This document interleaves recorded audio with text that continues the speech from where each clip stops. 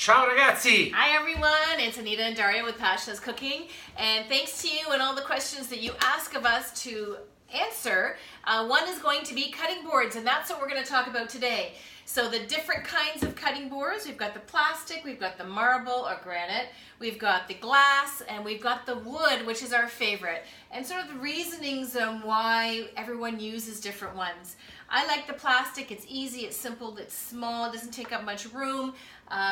For me, it's easy to clean. As you said, we need to do bleach. We need to really clean it well, especially when we're working with chicken or something else that we don't want any kind of cross-contamination. That's right. Glass, I don't think is really a good one to use. It's more of a see-through, so you don't really notice it as much, but it really wrecks havoc on your knives. I think it's also it's slippery, so you got to be very careful and can slide. I personally think you can ruin your knife. Yeah. And also you have to make sure you have a board that's stable too, because you want to make sure you have something that's very heavy or have something that's underneath it. As you mentioned many times with marble and granite, it needs to be for pasta making and other things, right? Well, yeah. I mean, when you use marble or granite or anything like that, yeah, I mainly use it for making doughs, making pasta, or cookies. If you want to knead some cookies. But I really rarely, I would actually say never use it to do any cutting. You don't want to use anything like that. This is what I use. This is his baby. This is my baby. Bose board. So this is my Bose board, and we have it. We treat it, we baby it, we do everything we can with it. Maintenance of this one is very important, but it's not as difficult as you think.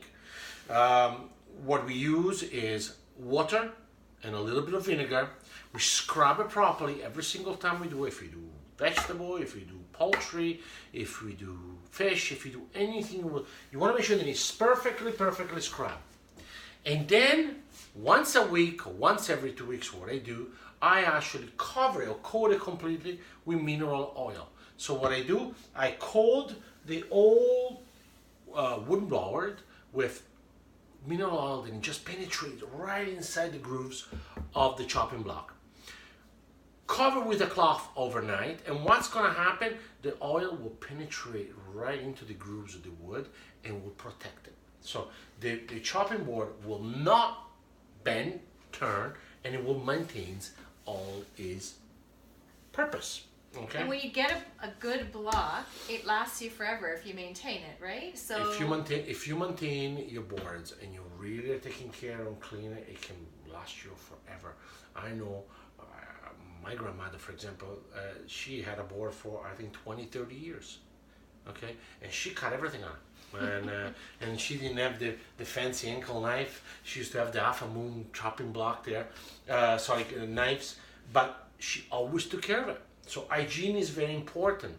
The way you protect it, every single time you do something, you clean it immediately, and then at the end of your whatever you're gonna do it, clean it. Water, vinegar, water, lemon, okay? But never soak them underwater, because as soon as you soak them underwater, what's gonna happen? They're gonna start warping, and nothing wood should be really put in water or submerged in water. And it's good having a big board like this, because many times we can actually work together on a board. Exactly. And other times I'll take my other board and I'll go off into the corner where I go cooking. No. But you can also get smaller boards, so you can get small ones that you can store away. Some people, I've seen them with their Bose blocks or similar type of quality boards. I mean, we love Bose, but there's lots of other companies out there that make very good blocks as well, that have them stored underneath the counter. That's actually, you just pull out the level and then be able to put it on the counter easily once it's been cleaned and dried and put away properly. So there's many ways of doing it, but I think it's Christmas time coming soon, and people are always looking for gifts, for Christmas, for themselves, for birthdays, whatever that is, and for parties. Boards can go for many different things, right? So you imagine having a dinner party, and you starting with your appetizers. So look at this book. It's pretty big, eh? So you imagine how many appetizer plate can go over here. So what I would do, I would actually put all my charcuterie, my cheese, my little jams, and then people, come to your counter and they can eat from it. Okay, so this one is not just becoming a cutting board; it becomes Very versatile. almost like a vessel for you to present as a board for a starting. It's so wonderful when you have something that it really can be multi-use. Maintenance is definitely important for sure. So I think that's basically all of the different boards that are available out there. There is a Muskoka brand. It's Okay. called Muskoka Wooden Block. They're up here in Muskoka, Ontario, and like I said, they are very, very good. When you buy their boards, they will sell you the beeswax or their mineral oil. There is another company. It's called the Canadian Chopping Block, and still here in Ontario. Or if you really want to splurge, which I do, which I really believe because it's gonna last us forever, isn't it? Yep. Okay, is Bose board. Now Anita likes to use something different, right? Like you talk about, things sometimes you enjoy using. Well, sometimes I like using a simple plastic. I like using the various ones that you can be able to have. One that's for fish, one that's for chicken, one that's for vegetables. It's just an easy way to be able to put it away and to be able to know that it's only been used. Because I'm always worried about cross-contamination. That's and right. yet we've never had any problems, thank goodness. But also you can get boards in smaller sizes as well. There's so many different ways depending on what you like. We cook a lot, as you know, so we love using the Bose, and it sits on our table at all times.